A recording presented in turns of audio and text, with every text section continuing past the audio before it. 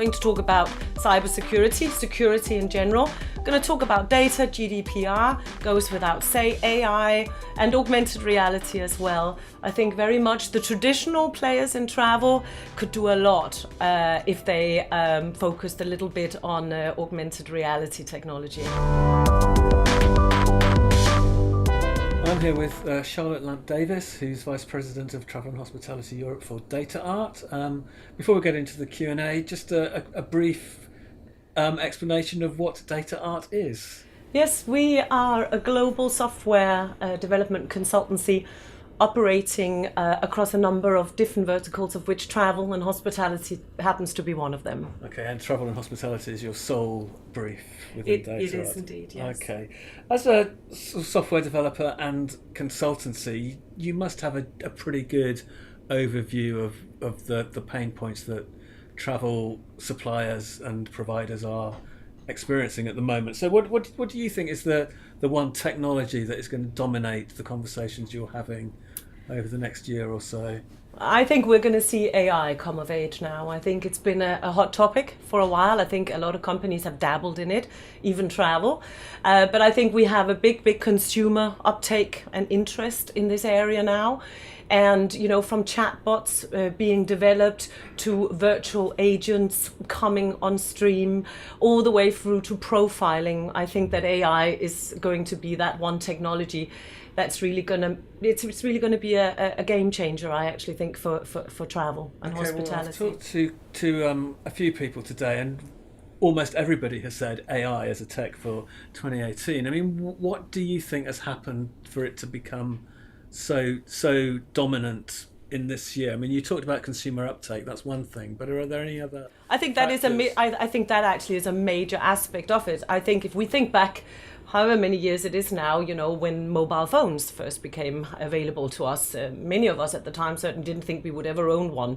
But as it were, and as the technology got better and more affordable, you know, people were lining up, and now we can't imagine life without it. And here you really have everything from building new homes, you know, smart homes, where AI technology is very much a built-in thing already.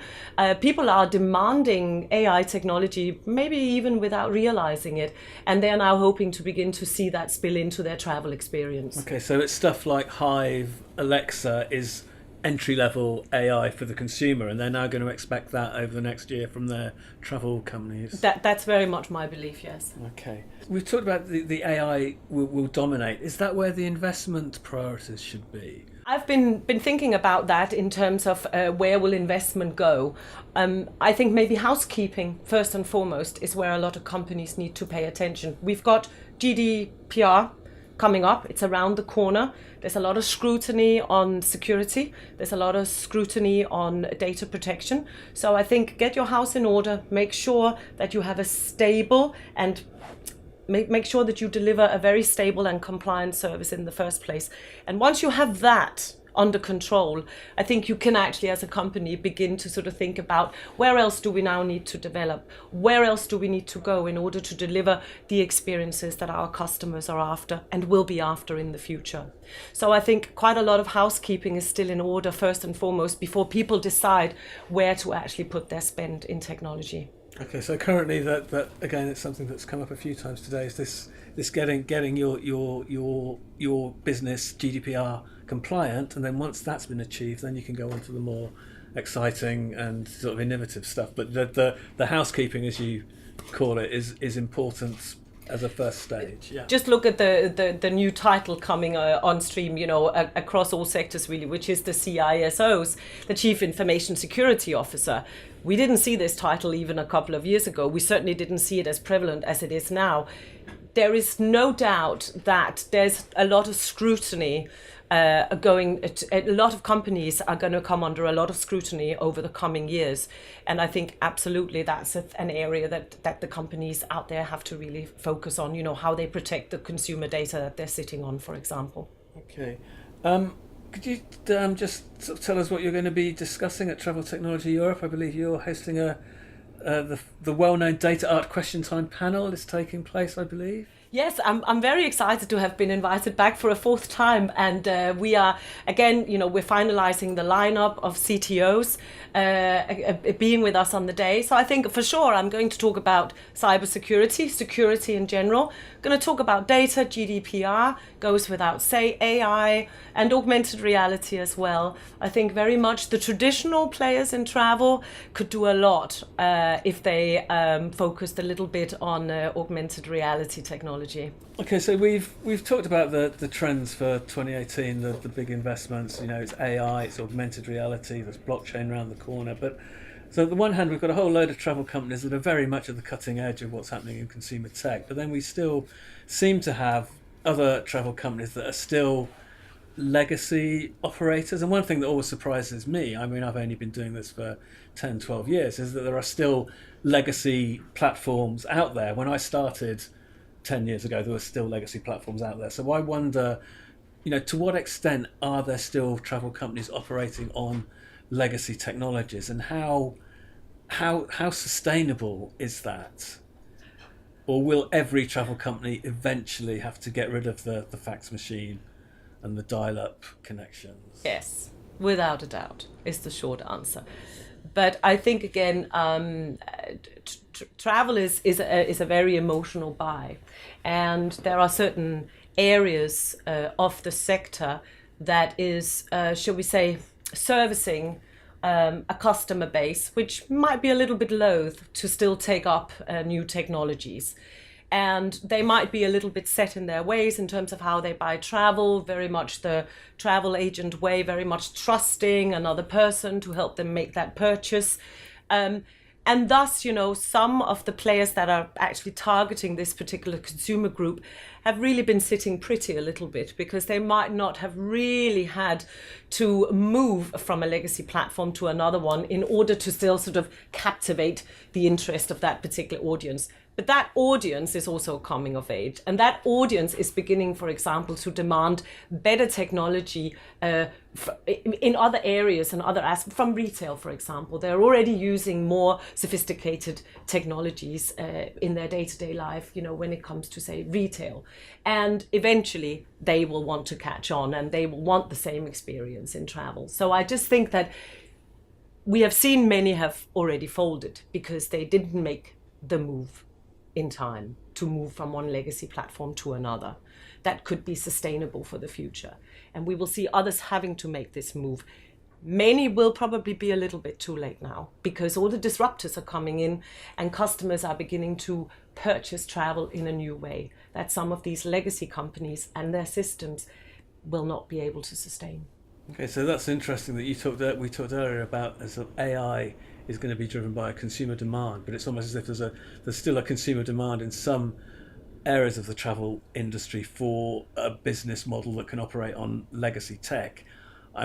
You seem to be saying that those customers that are going into the travel agents are now experiencing tech in other fields, so will be requiring that of their travel agents moving forward. And it looks as if consumer demand is very much driving the tech innovations in the business. Yes, I think the whole thing is connected. And I think, what you get used to in your everyday life may not be, you're not booking a holiday every day, but you are shopping for food every day. Or you're having dry cleaning done once a week. There's loads of other little things in your life where, you're influenced by the technology that's available to you. And that eventually will spill over to travel. It's just not with all the legacy that we've seen and the slowness for the traditional travel sector to pick up on actually investing into technology.